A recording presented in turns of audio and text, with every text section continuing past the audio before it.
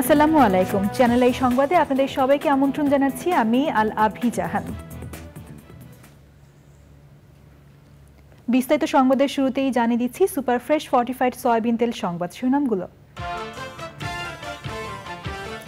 সার সংকট দ্রুতই কেটে যাওয়ার আশ্বাস, বিদেশি সার কোম্পানির বকেয়া পরিশোধ হচ্ছে দাবি। জাহাঙ্গীরনগরে ছাত্রলীগ নেতা ও ঢাকা বিশ্ববিদ্যালয় বহিরাগতকে পিটিয়ে হত্যা, আইন হাতে তুলে না নিতে স্বরাষ্ট্র উপদেষ্টার আহ্বান।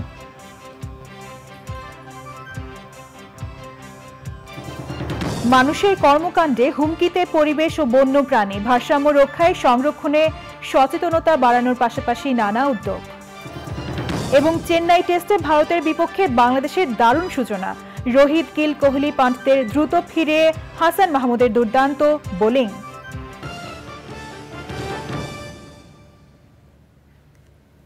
সংবাদ শিরোনামগুলো জানাচ্ছিলাম। এখনকার এই সংবাদ আয়োজন একই সঙ্গে চ্যানেল আই এর ইউটিউব চ্যানেলে এবং চ্যানেল আই এর ওটিটি প্ল্যাটফর্ম আই স্ক্রিনে লাইভ স্ট্রিম হচ্ছে। এবারে বিস্তারিত সংবাদ। ঢালাও ভাবে নয়, প্রকৃত অপরাধীদের বিরুদ্ধে মামলা করার আহ্বান জানিয়েছেন স্বরাষ্ট্র উপদেষ্টা। ডিএমপি সদর দপ্তরে তিনি বলেন, আগে পুলিশ মামলা করলেও এখন ভুক্তভোগীরাই মামলা করছেন, যা ইতিবাচক।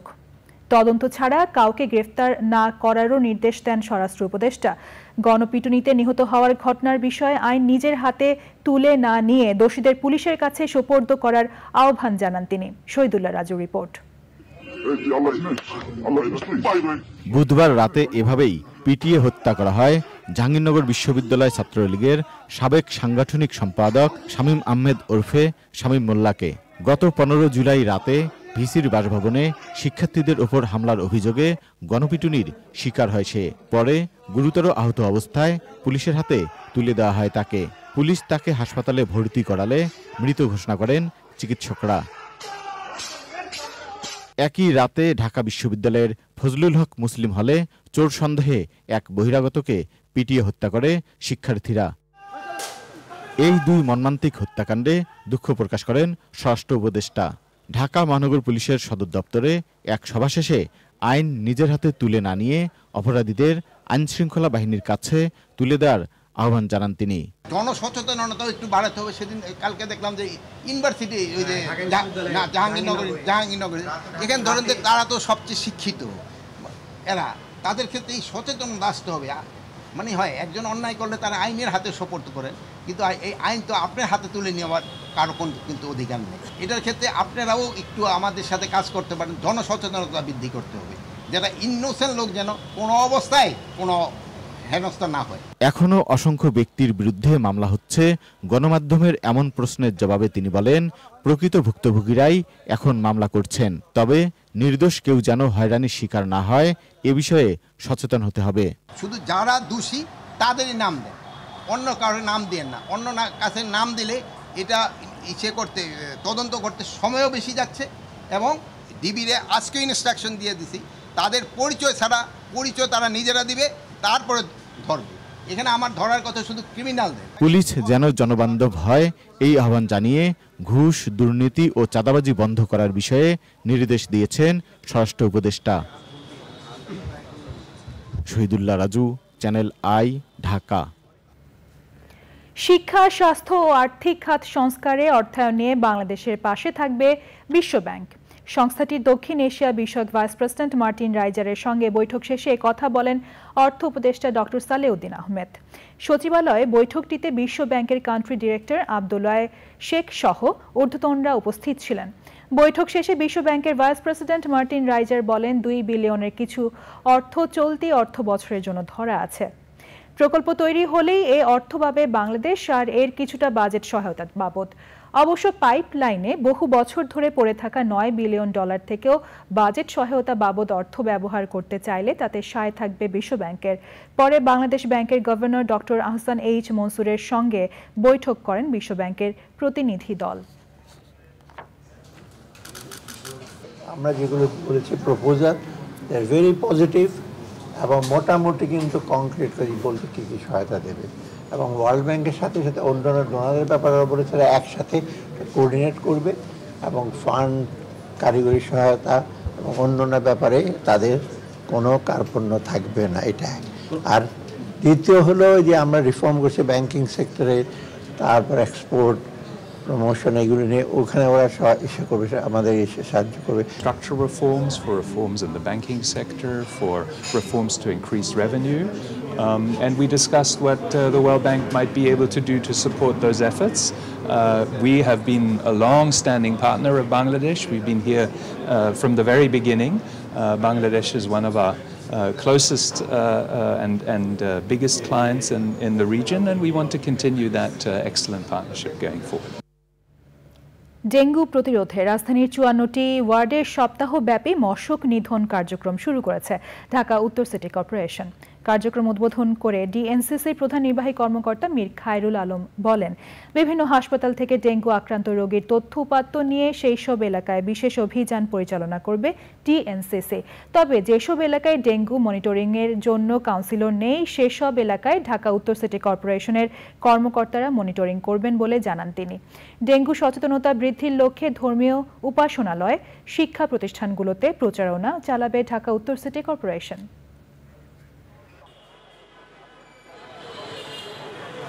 আমরা লিফলেট বিতরণ করছি, আর ইন্টারভেনশনাল অ্যাক্টিভিটিসের মধ্যে দিয়ে আমরা স্কুল, কলেজ, বিশ্ববিদ্যালয়ের শিক্ষার্থীদেরকে সম্পৃক্ত করছি। তারাও তাদের স্কুল, কলেজ ক্যাচমেন্ট এরিয়ার মধ্যে এবং তাদের যে পরিবার যেখানে বসবাস করে সেই পরিবারকে তারা একটা বড় বার্তা কিন্তু দিতে পারে। সমস্ত স্টেক হোল্ডারকে আমরা একটা প্ল্যাটফর্মে এনে এই অ্যাক্টিভিটিসটা আমরা চালাচ্ছি। আওয়ামী লীগের সভাপতি মণ্ডলীর সদস্য কাজী জাফর উল্লাহকে গ্রেপ্তার করেছে আইন শৃঙ্খলা রক্ষা বাহিনী। বুধবার রাতে রাজধানীর গুলশান থেকে তাকে গ্রেপ্তার করা হয়। ২০০১ সালের জাতীয় সংসদ নির্বাচনে আওয়ামী লীগের মনোনয়নে ফরিদপুর ৫ আসন থেকে সংসদ সদস্য নির্বাচিত হন কাজী জাফর উল্লাহ। পরে ২০১৪-২০১৮ সালে ফরিদপুর ৪ আসনে নৌকা প্রতীকে মনোনয়ন পেলেও স্বতন্ত্র প্রার্থী মুজিবুর রহমান চৌধুরী নিক্সনের কাছে হেরে যান তিনি। সবশেষে ২০২৪ সালের নির্বাচনেও নিক্সনের কাছে পরাজিত হন আওয়ামী লীগের এই সভাপতি মণ্ডলীর সদস্য।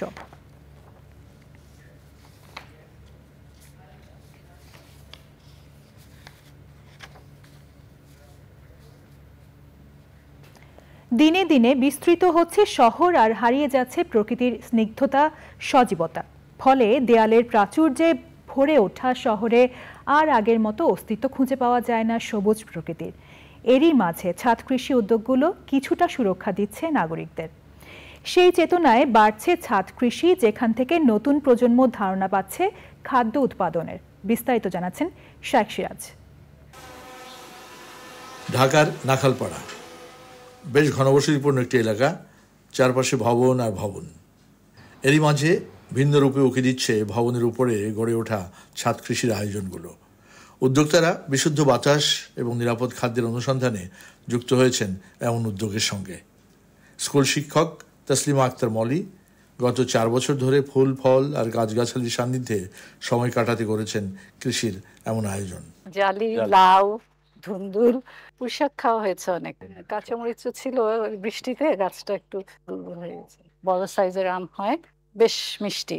ফসলের যত্ন কিংবা পরিচর্যা সবই নিজ হাতে করার চেষ্টা থাকে, তবে ব্যস্ততার কারণে সম্প্রতি যুক্ত করেছেন আরেকজন সহযোগীকে। আসার কথা হচ্ছে ছাদ কৃষিকে এগিয়ে নিতে গড়ে উঠেছে এমন পেশাদারি দক্ষ কর্মী। আমি একসময় নিজে সিএনজি অটো রিক্সা ছিল চালাতাম। আমি ড্রাইভিং শিখছিলাম, কোনো পেশা আমার ভালো লাগে না।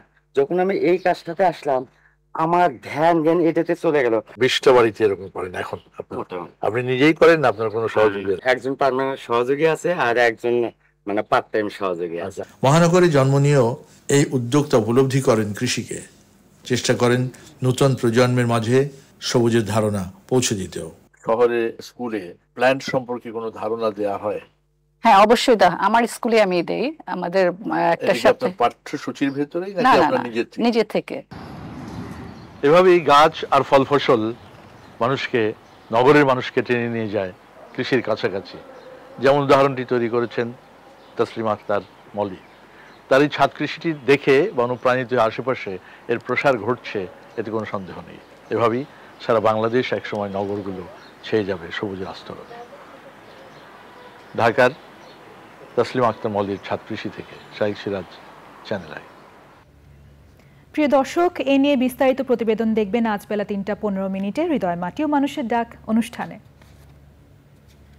রাজধানীর অদূরে সাভারের বিরুলিয়ায় আবাসন প্রকল্পের পতিত জমিকে কৃষি কাজে ব্যবহার করছেন ব্যবসায়ী উদ্যোক্তা মোবারক হোসেন। আবাসন প্রকল্পের দীর্ঘমেয়াদী কাজের ফাঁকে অব্যবহৃত জমি ফেলে না রেখে ব্যবহার করছেন কৃষি উৎপাদনে। নানা রকম ফল ফলাদি উৎপাদনের পাশাপাশি পুকুরে করছেন মাছের চাষ। বলছেন জমির সর্বোত্তম ব্যবহার নিশ্চিত করতেই তার এই উদ্যোগ।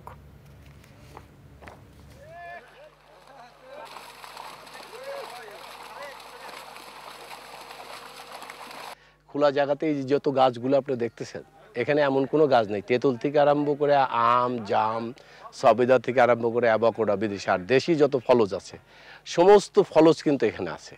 আমার এই জায়গাটা কিন্তু কমার্শিয়ালি অনেক দামের জায়গা, কিন্তু এটা ইউটিলাইজ যেহেতু হচ্ছে না, তা আমি চিন্তা করলাম আমরা একটা পুকুর কাটে ফেলি। 5 বিঘার উপরে আমরা পুকুর কাটছি।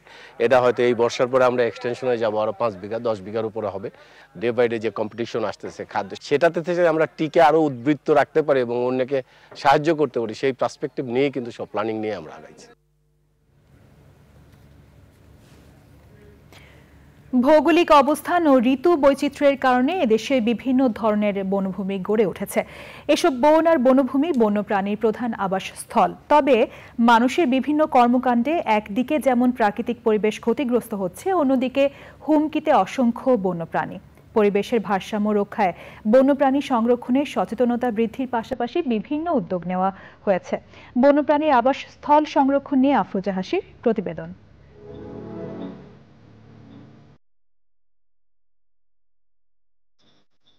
সবুজ শ্যামলিমায় পরিপূর্ণ বাংলাদেশ।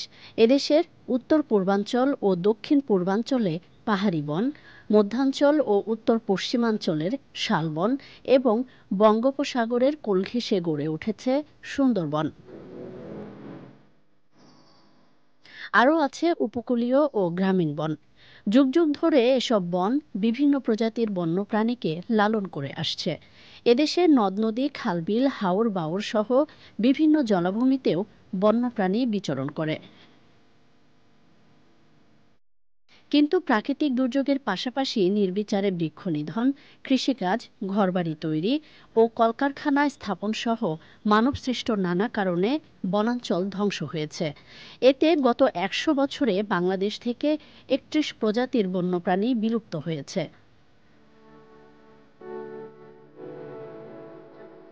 24টি বন্যপ্রাণী অভয়ারণ্যের পাশাপাশি দেশে 19টি জাতীয় উদ্যান ঘোষণা ও রক্ষণাবেক্ষণের মাধ্যমে দর্শনার্থীদের বিনোদনের পাশাপাশি বন্যপ্রাণীর আবাসস্থল সংরক্ষণ করা হচ্ছে।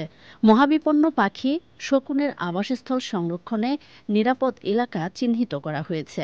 জলজ স্তন্যপায়ী প্রাণী ডলফিন সংরক্ষণে সুন্দরবন ও পাবনায় রয়েছে 3টি ডলফিন অভয়ারণ্য। টাঙ্গুয়ার হাওর, হাকালুকি হাওর, হাইল হাওর, নিঝুম দ্বীপ, গাঙ্গুইয়ার চর ও সোনাদিয়া দ্বীপকে ফ্লাইওয়ে সাইট ঘোষণা করা হয়েছে। সামুদ্রিক জীববৈচিত্র্য সংরক্ষণে রয়েছে সোয়াচ অব নো গ্রাউন্ড এবং Saint Martin marine protected area. বন্যপ্রাণীর আবাসস্থলের নিরাপত্তা প্রদানে আইনের যথাযথ প্রয়োগ নিশ্চিতের পাশাপাশি গবেষণার পরিধি বৃদ্ধি করা প্রয়োজন। জনগণকে সম্পৃক্তকরণ সহ সমন্বিত উদ্যোগ বাস্তবায়নের মাধ্যমে বন্যপ্রাণীর আবাসস্থল সংরক্ষণ করা সম্ভব। আর তাহলে আগামী প্রজন্মের জন্য নিশ্চিত হবে বন্যপ্রাণী সমৃদ্ধ, সুস্থ, সুন্দর পৃথিবী। আফরোজা হাসি, প্রকৃতি ও জীবন ডেস্ক, চ্যানেল আই। বন্যপ্রাণীর আবাসস্থল সংরক্ষণ নিয়ে পর্ব দেখবেন আজ রাত 10:15 প্রকৃতি ও জীবন অনুষ্ঠানে। রাজধানীর কোতোয়ালি থানার বৈদেশিক মুদ্রা ব্যবস্থাপনা আইনের মামলায় সাবেক প্রধানমন্ত্রী শেখ হাসিনার উপদেষ্টা সালমান এফ রহমান এবং সাবেক আইনমন্ত্রী আনিসুল হকের 5 দিনের রিমান্ড মঞ্জুর করেছেন আদালত। বৃহস্পতিবার সকালে আসামিদের আদালতে হাজির করে 10 দিনের রিমান্ড আবেদন করেন মামলার তদন্ত কর্মকর্তা। রিমান্ডের বিরোধিতা করে আসামি পক্ষের আইনজীবী জামিন আবেদন করেন। শুনানি শেষে বিচারক সেই আবেদন নাকচ করে রিমান্ডের আদেশ দেন। এর আগেও সালমান এফ রহমান ও আনিসুল হক কয়েক দফায় রিমান্ডে ছিলেন। 13ই আগস্ট নৌপথে দেশ ছেড়ে পালানোর সময় সালমানের পাশাপাশি সাবেক আইনমন্ত্রী আনিসুল হককে রাজধানীর সদরঘাট থেকে গ্রেপ্তার করে পুলিশ।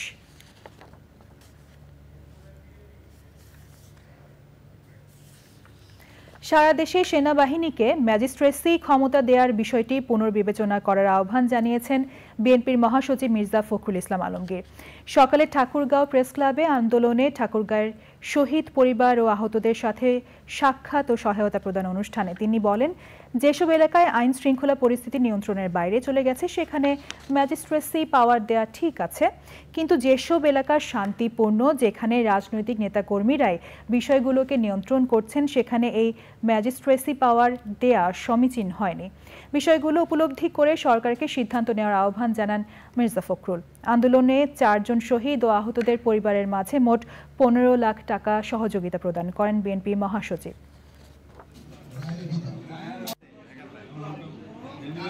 ম্যাজিস্ট্রেসি পাওয়ার আমি মনে করি যে সেই সমস্ত এলাকাতে দেওয়া দরকার যে সমস্ত এলাকাতে নিয়ন্ত্রণের বাইরে চলে গেছে, কিন্তু যে সমস্ত এলাকাতে শৃঙ্খলা আছে, শান্তিপূর্ণ আছে, যেখানে রাজনৈতিক নেতা কর্মীরাই সমস্ত বিষয়গুলোকে নিয়ন্ত্রণ করছেন, সেইখানে এই ম্যাজিস্ট্রেসি পাওয়ার দেওয়ার নতুন সমস্যা তৈরি করা সমীচীন হবে না, বুদ্ধিমানের কাজ।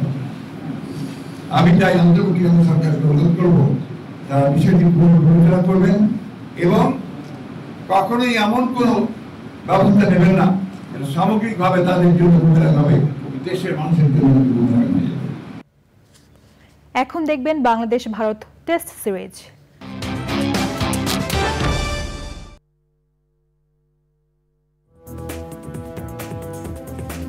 বিরতির পর আবারও আমন্ত্রণ জানাচ্ছি। চলতি মৌসুমে দেশে সার সংকট হবে না, সার আমদানি করতে প্রয়োজনীয় ডলার সরবরাহ নিশ্চিত করা হয়েছে বলে চ্যানেল আইকে জানিয়েছেন কৃষি সচিব ডক্টর মোহাম্মদ এমদাদ উল্লাহ মিয়ান। তিনি বলেন, সার আমদানির জন্য অপ্রয়োজনীয় ডলারেরও ছাড় দেওয়া হয়েছে। সার আমদানি প্রক্রিয়ার মধ্যে আছে বলে জানান কৃষি সচিব। বিস্তারিত জানাচ্ছেন রফিকুল বাশার। ডলার সংকটের কারণে সাম্প্রতিক সময়ে সার আমদানিতে কিছুটা স্থবিরতা দেখা দেয়। সারের প্রয়োজনীয় মজুত না থাকায় দুশ্চিন্তায় পড়েন কৃষক, কিন্তু এই অবস্থা কেটে যাচ্ছে। আজকে পর্যন্ত আমাদের প্রায়, যদি আমি তথ্য সহ বলি, তাহলে আপনার প্রায় 12 লক্ষ মেট্রিক টন সার আমাদের এই নন ইউরিয়া মজুত রয়েছে, যেটা আমাদের এখন অনগোয়িং, প্লাস হচ্ছে আমরা আপকামিং যেগুলো রয়েছে সেগুলো মিলাইলে আমি কোনো সারের সংকট দেখছি না। কৃষিকে সর্বোচ্চ গুরুত্ব দিয়ে সার আমদানিতে কয়েকটি দেশের কাছে যে বকেয়া ছিল তা প্রায় সব শোধ করার উদ্যোগ নিয়েছে অন্তর্বর্তী সরকার। সেপ্টেম্বর মাসে গত 12 দিনে প্রায় 165 মিলিয়ন ডলার বা প্রায় 20,000 কোটি টাকা দেনা শোধ করা হয়েছে। ডলারের কিছু একটু সংকট রয়েছে, এলসি কলার ক্ষেত্রে কিছুটা সীমাবদ্ধতা ছিল। বাংলাদেশ ব্যাংক, অর্থ মন্ত্রণালয় বা অর্থ বিভাগ কিন্তু আমাদেরকে সর্বোচ্চ অগ্রাধিকার দিয়ে সারের যে গ্যাপটা আমাদের ছিল, পাওনা, সেটা কিন্তু আমাদেরকে যে পরিমাণ ডলার আমরা পেয়েছি তাতে করে কিন্তু আমরা অনেকটা খুবই আশাবাদী এবং আমরা এখন কনফিডেন্ট যে আমাদের সমস্যা নেই। মাঝখানের একটু ডলারের সার্বিক পরিস্থিতির কারণে একটু গ্যাপ হয়েছে, যেটা অবশ্যই আমরা মনে করছি যে আমরা খুব কনফিডেন্টলি যে এটাকে আমরা কভার করতে পারবো ইনশাল্লাহ। ডিটিজির যে টাকাটা পাওয়ার কথা ছিল রাশিয়া এবং কানাডা, সেটা আমরা পুরোটাই করতে পারবো এবং অন্যান্য যে দেশে ছিল গতকালকে পর্যন্ত সেগুলো সম্পূর্ণ ক্লিয়ার হয়ে গেছে, রাশিয়া, মরক্কো, সৌদি আরব, এগুলো। এখন জাহাজ ভাড়ার বিষয়টা আছে, সেটা আমরা গ্রাজুয়ালিও দিতে পারবো, কিন্তু আমরা আশা করছি যে সেটা আমরা পাবো। বেসরকারিভাবে সার আমদানিতে ঋণপত্র খুলতে সমস্যা হবে না বলে জানান কৃষি সচিব। এখানে আমরা বেশ কয়েকটা দেশ থেকে এই আমাদের যে নন ইউরিয়া সার সেগুলো আমরা সংগ্রহ করি, যেমন সৌদি আরব, মরক্কো, চীন, তিউনিসিয়া, কানাডা, এইসব দেশ থেকে আমরা এগুলো এনে থাকি। আমরা যেটা বলবো, এই মুহূর্তে যে সারের মজুত রয়েছে তাতে আমরা আগামী ডিসেম্বর পর্যন্ত বোথ ইউরিয়া নন ইউরিয়া আমরা খুব কমফোর্টেবলি আমাদের কৃষকদের চাহিদা সেটা মেটাতে পারবো। আসন্ন রবি শস্য মৌসুমের আগেই প্রয়োজনীয় সার আমদানি করা হবে, সাথে দীর্ঘমেয়াদে মজুত বাড়ানোর উদ্যোগ নেওয়া হয়েছে বলে জানিয়েছেন কৃষি সচিব। Rafiqul Bashar, channel I, Dhaka. এবার দেখবেন নিটল টাটা কৃষি সংবাদ।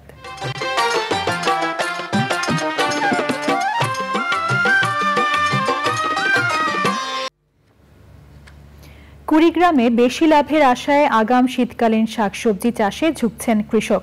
চলতি বছর বন্যা, অতিবৃষ্টি ও খরায় ক্ষতিগ্রস্ত কৃষকরা তাদের ক্ষতি পুষিয়ে নিতে শীতকালীন নানান সবজি চাষ করছেন। তবে ভরা মৌসুমে সবজির দাম পড়ে যাওয়ার আশঙ্কাও করছেন অনেক কৃষক। এখন দেখবেন প্রকৃতি সংবাদ।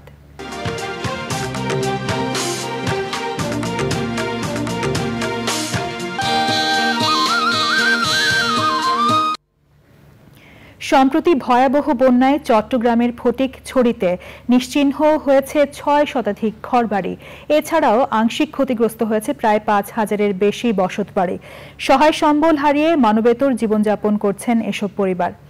স্বাভাবিক জীবনে ফিরতে সরকারের সহযোগিতা চেয়েছেন তারা। এবার খেলার খবর।